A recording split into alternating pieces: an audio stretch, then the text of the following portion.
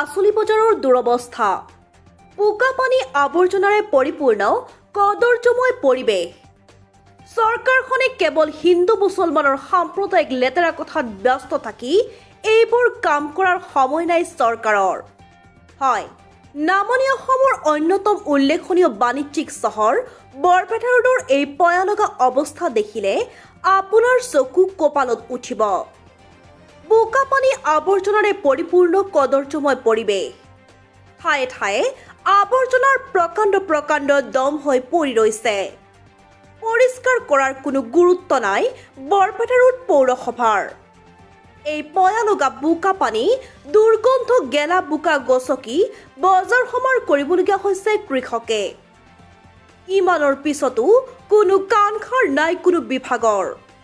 বজাৰৰ ভুক্তভোগীসকলে ক্ষোভিত হয় পৌৰসভাই কেৱল খাজানা আদায় লোৱা পৰ্যন্ত দায়িত্ব সামৰি বাকী কোনো পৰিষ্কাৰ নকৰে পৰৱৰ্তী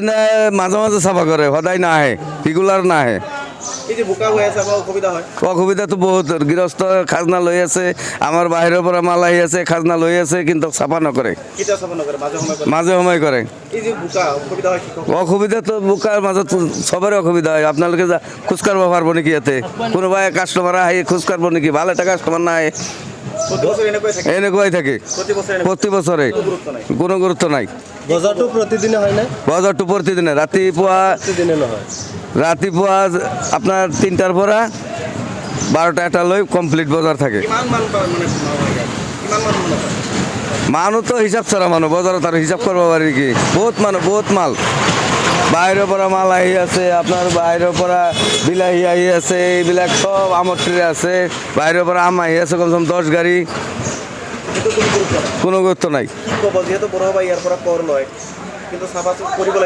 সদায় কৰিব লাগে ক'লে কি হ'ব নাই গুৰুত্ব নিদিয়ে নকয় এই দুৰ্গন্ধময় পৰিৱেশৰ প্ৰতিক্ৰিয়া প্ৰকাশ কৰি চৰকাৰ তথা পৌৰসভাই উত্তৰাঞ্চলত বিজেপিৰ ভোটৰ সংখ্যা কম বাবে অৱহেলিত কৰা হৈছে বুলি মন্তব্য কৰে বিধায়ক আব্দুল ৰহিম আহমেদে চৰকাৰে কেৱল হিন্দু মুছলমানৰ সাম্প্ৰদায়িক লেতেৰা কথাত ব্যস্ত থাকি এইবোৰ কাম কৰাৰ সময় নাই বুলি কয় চাওক এইটো অত্যন্ত এটা নিৰ্লজ্জজনক কথা আপোনালোকে জানে যে আমাৰ অসম চৰকাৰৰ আগশাৰীৰ মন্ত্ৰী ৰঞ্জিত কুমাৰ দাস ডাঙৰীয়া তেখেতৰ নিজৰ গৃহ টাউন এইখন চহৰ এইখন গতিকে ইয়াতেই যদি এই অৱস্থা কেমেৰাৰ পিছপিনে আপোনালোকে ঘূৰালে দেখিব কোনো এজন মানুহ খোজকাঢ়ি আহিব পৰা কণ্ডিশ্যনত নাই ৰেল লাইনৰ দক্ষিণ ছাইডত অকণমান আপোনালোকে এটা ভাল পৰিৱেশ পাব ৰেল লাইনৰ উত্তৰ পাৰত কি ৰাস্তা কওক কি ড্ৰেইন কওক কি বজাৰ কওক সকলোতে অত্যন্ত এটা কদৰ্য ৰূপ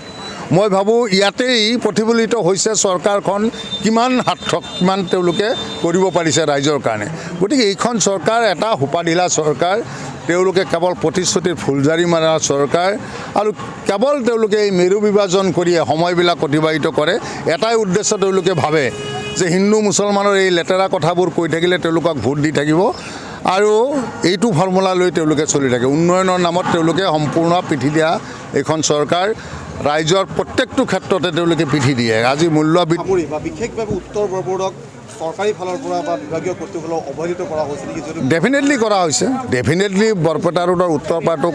অৱহেলাৰ দৃষ্টিৰে চোৱা হৈছে কাৰণ একেই বৰপেটা ৰোড মাজেদি ৰেল লাইন গৈছে গতিকে ইয়াতে আমি দেখিছোঁ যে অকণ কাম দক্ষিণ পাৰত হৈছে কিন্তু উত্তৰ পাৰত একোৱে কৰা নাই গতিকে না ড্ৰেইন কৰিছে না ৰাস্তাৰ ভাল মেৰামতি কৰিছে না বজাৰৰ কিবা উন্নতি কৰিছে একোৱে কৰা নাই গতিকে সেইকাৰণে কৈছোঁ যে চৰকাৰে এতিয়াও সময় আছে অকণ পদক্ষেপ লওক আৰু ইয়াতে বিশেষকৈ মই ৰঞ্জিত কুমাৰ দাস ডাঙৰীয়াক অনুৰোধ কৰিম আপোনাৰ এইখন গৃহ চহৰ গৃহ টাউন গতিকে আপুনি নিজে অকণমান আগবাঢ়ি আহি এইবিলাক সমস্যাখিনি যিমানখিনি পাৰে সমাধান কৰাৰ কাৰণে চেষ্টা কৰক